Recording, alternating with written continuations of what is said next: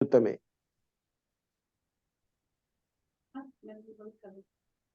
ये सहसे ससेन सद्दामे मानुष जीने एक जयमतान सव्वे सद्दाम जूत में। एखादा व्यक्ति क्या करता है, युद्ध में हजारों लोगों को जीत लेता है, लेकिन जो व्यक्ति स्वयं के ऊपर स्वयं को जो जीतता है, स्वयं के विकारों को जो जीतता है, स्वयं के इंद्रिय को जो जीतता है, वही व्यक्ति परमवीर कहते हैं, उसे ही धम्मवीर कहते हैं। तो ऐसे परमवीर बोधिसत्व डॉक्टर बाबा साहब आम्बेडकर जी के बारे में, उनके 10 भूमि के बारे में आज अपन देखने वाले हैं। ऐसा कहते हैं, तेस संपन्न शिलान अपमाद विहारीन समदया विमुतान मारो मग्गन विदंती। जो व्यक्ति संपन्नशील होता है, जो व्यक्ति अप्रमाद में रहता है और सम्यक ज्ञान से जिसको लाभ होता है, ऐसे व्यक्ति का मार्ग मार को भी नहीं मिल सकता है। अरे मार के ऊपर वह व्यक्ति जीत हासिल कर सकता है। तो ऐसे बोधिसत्व डॉक्टर बाबा साहब आम्बेडकर जी के बारे में जो 10 शित्यंतर है, 10 भूमि है, उसके बारे में आज अपन देखने वाले हैं। कुछ दिन पहले इस 10 भूमि की शायद 3 भूमि देखी थी, तो उसके आगे बढ़ने वाले हैं। जिसको भी बोधिसत्व बनना है, उसको ये 10 भूमि अपने जीवन में अमल करना पड़ता है। इसको ही डॉक्टर बाबा साहब आम्बेडकर जी ने 10 स्त्यंतरे कहा है, और इसी से अपने को जो श्रोतापन अवस्था है, सुकृतागामी, अनागामी, अरहंत है, तो ये अवस्था प्राप्त कर सकते हैं। इसको भूमि क्यों कहते हैं? क्योंकि भूमि सभी को आधार देती है, सभी का संरक्षण करती है और सभी सजीव और मानव को यानी भय से मुक्त करती है। तो इसीलिए इसे भूमि कहते हैं। तो इस पहली जो भूमि है वह है प्रमुदिता। जो बोधिसत्व है, औरों के आनंद में, औरों के सुख में सुख मानता है, औरों के प्रसन्नता में प्रसन्न होता है। क्यों होता है बोधिसत्व बहुत प्रसन्न? क्योंकि क्या करता है वो, अपनी जो काया वाचा और मन की शुद्धता करता है। अपने अंदर जो भी लोभ है, द्वेष है, मोह है, अहंकार है, उसको शुद्ध करता है, और इसीलिए औरों के आनंद में बहुत ही प्रसन्न होता है। और वह बोधिसत्व खुद के लिए जीता नहीं है, औरों के लिए जीता है, समाज के लिए जीता है। जो समूचे जगत में जो भी मानव है, के लिए जीवन जीता है। जो भी मानव है इस पृथ्वी तल पर, उनके कल्याण के लिए काम करने का वो बचपन से ही संकल्प करता है, और उस दिशा में वो कार्यरत रहता है। जैसा उस दिन मैंने उदाहरण दिया है, मिसाल दिया है, कि जब संसद में संविधान पारित किया गया, जिस दिन अमल हो गया 26 जनवरी 1950 को, तो बहुत ही प्रसन्न थे डॉक्टर बाबा साहब। क्यों प्रसन्न थे? क्योंकि इस झोपड़पट्टी में रहने वाले, सड़क पर रहने वाले जो भी मानव हैं, वो राजा की जगह लेंगे। इसीलिए बाबा साहब आनंदित थे। सभी गरीब जो मानव हैं, उनको अधिकार दिलाने से उनको बहुत ही प्रसन्नता हुई। और इस संविधान के वजह से ही समूचे जगत में भारत देश विकास की ओर बढ़ रहा है, विश्व गुरु बनने जा रहा है, उसका कारण है यही संविधान है। और दूसरी भूमि आपने देखी थी वो विमलता, यानी काया वाचा और मन की शुद्धता। ये जो संदेश है डॉक्टर बाबा साहब आम्बेडकर जी ने 25 दिसंबर 1927 में दिया है, 1927 में, 25 दिसंबर 1927 में महाड़ के सत्याग्रह के वक्त यह काया वाचा और मन की शुद्धता करना, यह संदेश दिया था। और बाबा साहब जी ने कहा था जब तक काया वाचा और मन की शुद्धि नहीं हो सकती तब तक समाज में सुधार भी नहीं आ सकता है। और समाज इसीलिए काया वाचा मन की शुद्धता किए तो यानी बहुत ही गौरव प्राप्त होगा, समाज में सम्मान प्राप्त होगा उस व्यक्ति को। इसलिए काया वाचा मन की शुद्धता करना, यह संदेश बाबा साहब ने दिया था। और काया वाचा मन की शुद्धता करने से बाबा साहब के चित्त में ये काम वासना के विचार का निर्मूलन हो गया था।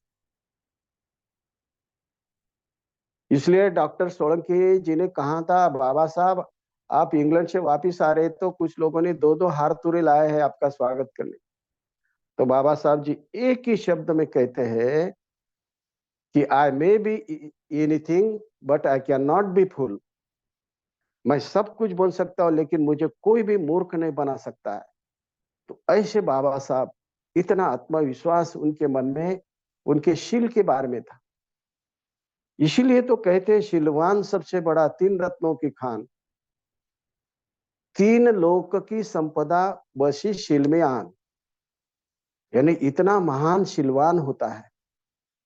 बाबा साहब जी को संसद में या तो प्राइम मिनिस्टर भी उनको घबराते थे, क्योंकि क्या उनके शील से घबराते थे। शीलवान थे बाबा साहब। इसलिए शील का आचरण करना ये हर व्यक्ति के जीवन में बहुत ही मायने रखती है। तो ये विमलता, अपने सभी जो अकुशलता है उसके ऊपर उन्होंने विजय पा लिया था। और काया वाचा और मन की शुद्धता की थी ये दूसरी भूमि। और तीसरी भूमि है यानी जो बुद्धि है, अपनी बुद्धि, यानी तेजस्वी बुद्धि उन्होंने प्राप्त की थी। और उस बुद्धि के वजह से ही गोलमेज परिषद में या तो भारत देश में हर जगह पे उन्होंने यानी जो विजय पा लिया था। हर जो भी कृति करते थे उसमें उन्होंने विजय पा लिया था। ये चौथी भूमि अपन देखने वाले हैं अर्चिस्मती, यानी तेज पूर्ण बुद्धि की अग्नि ज्वाला, अग्नि के जैसी बुद्धि, इंटेलिजेंसी जस्ट लाइक फायर, यानी अग्नि जैसी चमकती है, तेजस्वी होती है, वैसे बुद्धिमता इस भूमि में बोधिसत्वों को प्राप्त होती है।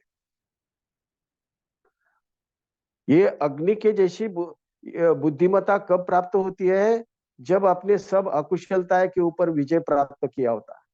लोभ, द्वेष, मोह, अहंकार, अस्वस्थता, अविद्या, इसके ऊपर जब अपन विजय पाते हैं तब अपन अग्नि की जैसी बुद्धिमता प्राप्त होती है। और इस भूमि में बोधिसत्व अष्टांगिक मार्ग, चतुर्विध ध्यान, चतुर्विध व्यायाम और पंचशील का आचरण करता है। और इसके वजह से बुद्धि उनकी अग्नि के जैसी होती है, अग्नि के जैसी तेजस्वी बुद्धिमता होती है। जैसा डॉक्टर बाबा साहब आम्बेडकर जी ये मिसाल हमेशा देते थे, एक ग्रीक देवता डिमीटर का हमेशा वो मिसाल देते थे। ये डिमीटर देवता कैलियोस के दरबार में आ गई, एक दाई के वेश में आ गई वहां पर। और वहां पे कैलियोस के दरबार में मेटोनिका नाम की रानी थी। और उस रानी को यानी प्रसूति हो गई थी उस रानी की, और उसको छोटा बच्चा जो है जन्म लिया था, और उसका नाम दिया था उसको डेमोफुन, ये नाम दिया था, रखा था। और उस छोटे बच्चे को उस डिमीटर रानी को संभलने के लिए, क्योंकि दाई के वेश में आई थी वहां, और उसको संभलने के लिए उसके पास हर दिन वो रानी मेटोनिका देती थी वो छोटे बच्चे को। और उस छोटे बच्चे को जब रात को सोते वक्त वो रानी, वो जो डिमीटर देवता क्या करती थी, वो ये वो जो अग्नि की जो निखारा था उसके ऊपर रखती थी, यानी जलता हुआ कोयला, तेजस्वी कोयला उसके ऊपर रखती थी। एक दिन रानी मेटोनिका को बहुत ही अस्वस्थ हो गई, और उसको लगा, यानी तुरंत उस डिमीटर देवता के उस रूम में उसने प्रवेश किया, तो वहां पर वो छोटा बच्चा उस निखारे पर था, उस जलते हुए अंगारे पर था। उसने जल्दी से जल्दी उठा लिया उस छोटे बच्चे को। लेकिन डॉक्टर बाबा साहब आम्बेडकर जी यहाँ पर कहते हैं, उस मेटोनिका रानू ने क्या किया है, वो छोटा लड़का जो बहुत ही महान विद्वान बनने वाला था, महान मानव बनने वाला था, और उसी से उसने वंचित किया। बाबा साहब जी कहते हैं, जब तक अग्नि दिव्य से गए बगैर कोई भी व्यक्ति महान नहीं हो सकता है। तो महान बनने के लिए अग्नि दिव्य में से जाना पड़ता है, तो व्यक्ति महान बन सकता है, ऐसे डॉक्टर बाबा साहब आम्बेडकर जी कहते हैं। और जो भी महानता मिलती है किसी भी व्यक्ति को, वो कष्ट करने से और त्याग करने से वो महानता मिल सकती। इसीलिए जीवन में कष्ट करना है और त्याग करना है, यदि महान बनना है जिंदगी में। तो इसलिए बाबा साहब की बुद्धि, इंटेलिजेंसी कैसी बन गई थी, अग्नि ज्वाला जैसी। और उसी को अर्चिस्मती अर्चिस्मती कहते हैं। ऐसी बुद्धिमत्ता उनको प्राप्त हो गई थी। इस अर्चिस्मती बुद्धि प्राप्त करने के लिए डॉक्टर बाबा साहब आम्बेडकर जी को 18 18 या 21 तास वो अभ्यास करते थे, और इसलिए उनकी बुद्धि ये अग्नि के जैसी तेजस्वी बुद्धि बन गई थी। और इसीलिए बाबा साहब जी क्या करते थे, पूरे रात भर वाचन या लिखान करते थे। और उस वक्त बाबा साहब खुद को भी भूल सकते थे और पूरी दुनिया को भूल जाते थे, इतने वो तल्लीन हो जाते अभ्यास करने में। और इसीलिए उनको ऐसी बुद्धि प्राप्त हो गई थी। इस अर्चिस्मती बुद्धिमत्ता प्राप्त करने के लिए बाबा साहब को सम्यक दृष्टि प्राप्त हो गई थी, सम्यक संकल्प बाबा साहब करते थे, सम्यक वाचा, सम्यक कर्मांत, सम्यक आजीविका, सम्यक व्यायाम, सम्यक स्मृति और सम्यक समाधि का आचरण करते थे। यानी आर्य अष्टांगिक मार्ग का आचरण करते थे। इसलिए उनको अर्चिस्मती यानी अग्नि की जैसी बुद्धिमत्ता उनको प्राप्त हुई थी। और जो ध्यान साधना है, रूप ध्यान साधना, 4 रूप ध्यान साधना से वो क्या करते थे, अपने अंदर के जो अकुशल विचार है उस अकुशल विचार को रोकते थे, यानी उसका निर्मूलन करते थे, और उस जगह पे कुशल विचार निर्माण होते हैं। कुशल विचार यानी उत्साह का झरा, यानी एक प्रेरणा, उत्साह उनके हृदय में निर्माण होती थी। एक बार प्रबोधनकार ठाकरे उनको मिलने के लिए गए। प्रबोधन ठाकरे यानी बाला साहब ठाकरे के पिताजी, वो प्रबोधनकार ठाकरे उनको बाबा साहब जी को मिलने के लिए गए, और बाबा साहब की तरफ देखने के बाद उन्होंने कहा कि बाबा साहब अपनी प्रकृति इतनी क्यों कम हो गई। तो बाबा साहब कहते हैं प्रबोधनकार ठाकरे जी को कि मैं तो देह से मर गया हूं और लेकिन चित्त से, मन से सिर्फ मैं जिंदा हूं। ऐसा जवाब डॉक्टर बाबा साहब आम्बेडकर जी ने प्रबोधनकार ठाकरे को दिया। उर्गेन संरक्षित जी और उनके साथ 50 भिक्षु को लेके 15 नवंबर 1956 को डॉक्टर बाबा साहब आम्बेडकर जी को मिलने अलीपुर रोड दिल्ली में उनको मिलने के लिए गए थे, उनका स्वागत करने के लिए, उनका अभिनंदन करने के लिए। क्योंकि 14 अक्टूबर 1956 को 5 लाख लोगों को बौद्ध धर्म की दीक्षा डॉक्टर बाबा साहब आम्बेडकर जी ने दी थी, और इसलिए उनका अभिनंदन करने के लिए बनते उर्गेन संरक्षित जी और 50 भिक्षु, जो तरुण भिक्षु थे उस लद्दाख, कश्मीर और उस धर्मशाला की ओर से, वो 50 तरुण भिक्षु थे। बहुत ही उनका गोरा रंग था और सुबह सुबह 10 बजे अलीपुर रोड पर वो वहां पर गए बाबा साहब को मिलने के लिए। जो अलीपुर रोड, जिसको अभी निर्वाण भूमि कहते हैं दिल्ली में, हर एक व्यक्ति ने वहां पर देखने के लिए जाना चाहिए। इतनी अच्छी बनाई है बाबा साहब के बचपन से अंतिम तक, पूरे जीवन वहां पे प्रकट किया है। और बाबा साहब ऐसे दिखते हैं कि जैसे प्रत्यक्ष भाषण दे रहे हैं, ऐसी वहां पे अरेंजमेंट की है। तो मुझे दिल्ली में आने के बाद ये एक साल में यानी 2 बार निर्वाण भूमि को विजिट देने का मौका मिला। तो ये बहुत ही बड़ी बात है। हर बौद्ध व्यक्ति ने निर्वाण भूमि को जाकर विजिट देना चाहिए। तो वहां पर भंते उर्गेन संरक्षित जी और 50 भिक्षु मिलने के लिए गए। सुबह का 10 बजे का समय था। तो वहां पे जो ग्रीनरी है, उस ग्रीनरी हिरवल के ऊपर ये 50 कुर्सियां रख दी।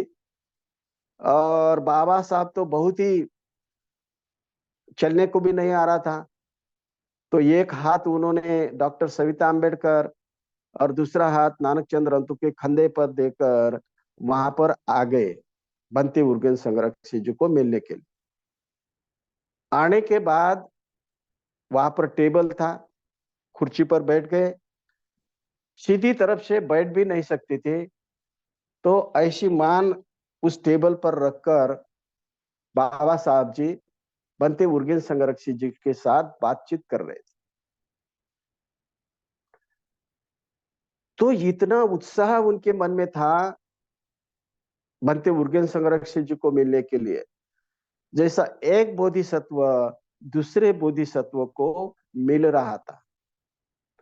तो बाबा साहब जी कहते हैं something is to be done, something is to be done, something is to be done. Baba Saheb ji कहते हैं मुझे धम्म के लिए और बहुत कुछ करना है, मुझे धम्म के लिए और बहुत कुछ करना है, मुझे धम्म के लिए और बहुत कुछ करना है। ऐसे 3 बार वो वाक्य दोहराते हैं। और उसी से, उस वाक्य से, उस बोधिसत्व से बनते उर्गेन संरक्षित जी, ये दूसरे बोधिसत्व जिन्होंने संदेश ले लिया और त्रिरत्न बौद्ध महासंघ की स्थापना की। इंग्लैंड में 1967 को और भारत देश में 1979 को त्रिरत्न बौद्ध महासंघ की भारत में स्थापना की। तो ऐसे रहते बोधिसत्व, एक बोधिसत्व उस बोधिसत्व के दूसरे बोधिसत्व प्रेरणा लेते हैं और धम्म के राह पर आगे बढ़ते हैं। और इस भूमि में, अर्चिष्मती भूमि में बोधिसत्व पंचशील के ऊपर लक्ष्य देते हैं, ख्याल देते हैं और पंचशील का अनुपालन करने के लिए आगे आते हैं। डॉक्टर बाबा साहब आम्बेडकर जी कहते हैं, शील से नियंत्रित हुई हुई शक्ति, ये अपना आदर्श रहना चाहिए। ये ऐसे बाबा साहब कहते हैं, यानी शील यही अपने जीवन का अंतिम ध्येय रहना चाहिए।